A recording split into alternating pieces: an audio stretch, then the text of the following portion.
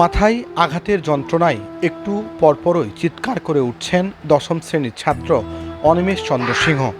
গেল ৩ সপ্তাহে ছেলের চিকিৎসার পেছনে বাবা জগন্নাথ সিংহের যা সামর্থ্য ছিল তা সবই শেষ।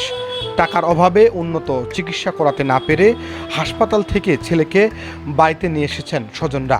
এখন এই করুণ দশা নিয়েই কাটছে তাদের প্রতিটি দিন। ঠাকুরগাঁয়ের বালিয়াডাঙ্গি উপজেলার চারুল ইউনিয়নের পরদেশিপাড়া গ্রামের জগন্নাথ সিংয়ের ছেলে অনিমেষ লাহিড়ী বহুমুখী উচ্চ বিদ্যালয়ের দশম শ্রেণীর এই মেধাবী ছাত্র গত ৩ আগস্ট এক মর্মান্তিক সড়ক দুর্ঘটনায় মাথায় গুরুতর আঘাত পায়। এরপর থেকেই তীব্র ব্যথা আর যন্ত্রণায় ছটফট করছে সে।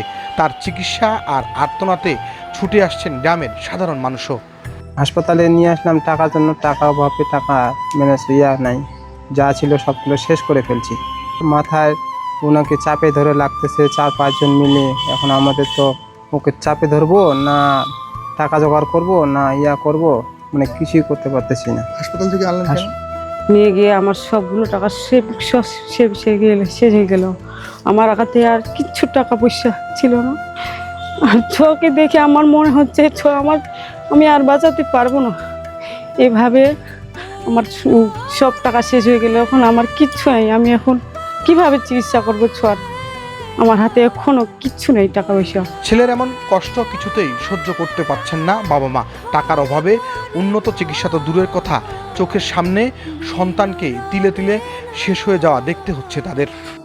দিনাজপুর থেকে নিয়ে আসার পর এই ছেলেটার পর 4টা লোক কন্টিনিউ লাগছে।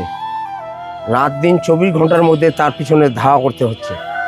তার কোনো পথ নাই, রাস্তা নাই যে কারো কাছে টাকা চাইতে যাবে, অমুক করবে তমুক করবে, না, এটা করতে পারেনি সে।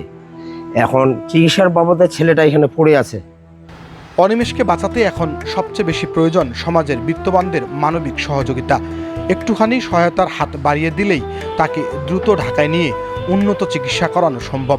সুচিকিৎসা পেলে আবারও সুস্থ ও সুন্দর জীবনে ফিরতে পারবে দশম শ্রেণীর এই অদম্য ছাত্র। পার্সোনাল ক্লিনিকে লাগাইছিল, ওখানে প্রায় অনেক টাকা খরচ করে ফেলছে। তারপরে তখন মেডিকেলে লেগেছিলো, সরকারি মেডিকেলে লেগেছিলো, ওখানেও মানে আইসিতে রাখছিল। প্রথমবার আইসিতে রাখিছে, দ্বিতীয়বারও মেডিকেল আইসিতে লেগেছিলো। ওখানে থাকার পরে তখন ফের আবার ইয়াতে লাগাইছিল, সরকারি মেডিকেলে। এইভাবে ও মানে ওখানে মানে প্রচুর টাকা খরচ হয়ে মানে টানে নিয়েছে। প্রায় 2 লাখ টাকার মতো চলে গেছে ওখানেই। হ্যাঁ, আর যা ছিল তারপরে মানে আর টাকা পয়সা এখন মানে দিতে পারে না। আমার গ্রামের লোকগুলোকে ডাকিছে যে এখন যদি চিকিৎসা, আমার ছেলের যদি চিকিৎসা করতে হয়, আমার আর টাকা পয়সা নেই। এখন গ্রামবাসী আপনারা সকলে মিলে আমাদেরকে সহযোগিতা করেন। আপনাদের একটু সহযোগিতাই পারে অনিমেষকে তার পুরনো জীবনে ফিরিয়ে দিতে। আল মামুন জীবন, উত্তরবঙ্গ সংবাদ, ঠাকুরগাঁও।